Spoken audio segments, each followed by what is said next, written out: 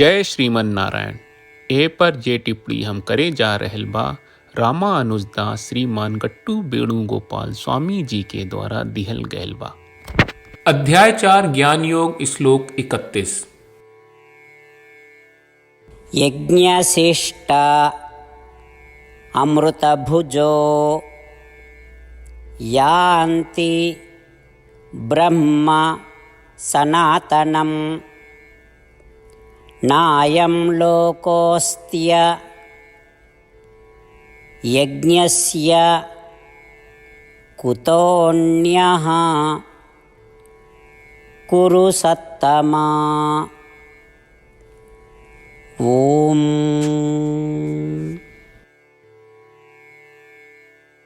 गीताचार्य श्री कृष्ण परमात्मा अर्जुन सहित हमनी सबके ज्ञान योग सिखा रहल बानी। भगवान कहत बाड़न कि अर्जुन अगर कर्म बुद्धि से कहल जाए ता ऊ कर्म योग हो जाला।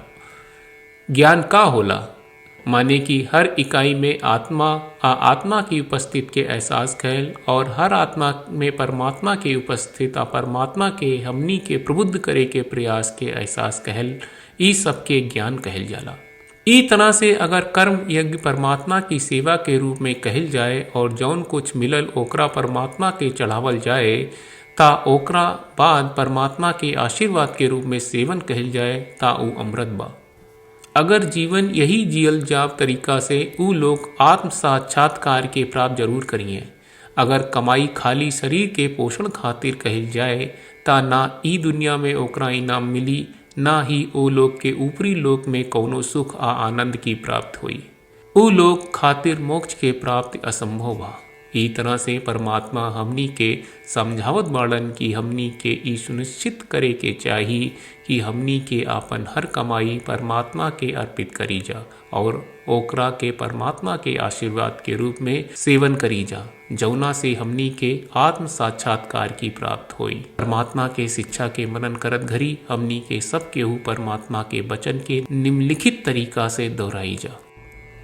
यज्ञशिष्टामृतभुजो यान्ति ब्रह्म सनातनं नायं लोकोऽस्त्य यज्ञस्य कुतोऽन्यः कुरु सत्तमा।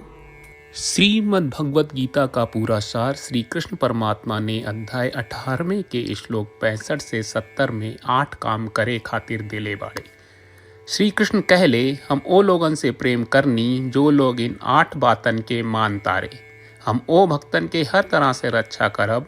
श्री कृष्ण परमात्मा के द्वारा बोलल गईल संपूर्ण भगवत गीता सुनला के बाद अर्जुन कहले करिष्ये वचनम त्वा, जेके मतलब बा कृष्ण मैं उही करब जौन आप कही। यही कारण बा श्री कृष्ण अर्जुन के हर तरह के सफलता आ विजय प्रदान करेले। आई परमात्मा के आपन व्रत देई कि हमनी के ये 8 गौ कर्म के पालन करी जा। ई वचन परमात्मा के देवे से बड़न कौनो पूजा तपस्या यज्ञ नहीं। हम 8 प्रण कहब जौन हमनी के करे के चाहिए। आप सब कृपया इन्हन के आपन दिमाग और दिल में सोची। श्री कृष्ण के आपन वचन देवे के ई तरीका में हमनी सबकी कल्पना करे के चाहिए कि श्री कृष्ण का चेहरा खुशी से चमकत बा और खुशी के एहसास करत बा। जय श्रीमन नारायण। यहाँ हमनी के 8 वादा बा। हमनी के पहला वादा, हे श्रीमन नारायण आपका निर्देश के मुताबिक हम हमेशा तोहार ध्यान करब और तोहार बारे में सोचब। हमनी के दूसर वादा, हे श्रीमन नारायण आपका सलाह का अनुसार हम हमेशा आपका भक्त रहब। हमनी के तीसर वादा, हे श्रीमन नारायण हम आपन सब काम तोहरा सेवा के रूप में और तोहरा संतुष्टि खातिर करब। हमनी के चौथा वादा, हे श्रीमन नारायण जैस की आप माने के कहले रहलू हमरा बहुत विश्वास बा कि हम आपके होई और हम हमेशा आपन दोनों हाथ जोड़ के आपके नमस्कार करब और आपकी पूजा करब। हमनी के पांचवा वादा, हे श्रीमन नारायण हमरा के तोरा बात माम एकम शरणम ब्रज 1866 याद कहले, जहां आप हमरा के आपन का अर्पित करे का कहा। श्रीमन नारायण मैं हमेशा तोहरे शरण में रहब।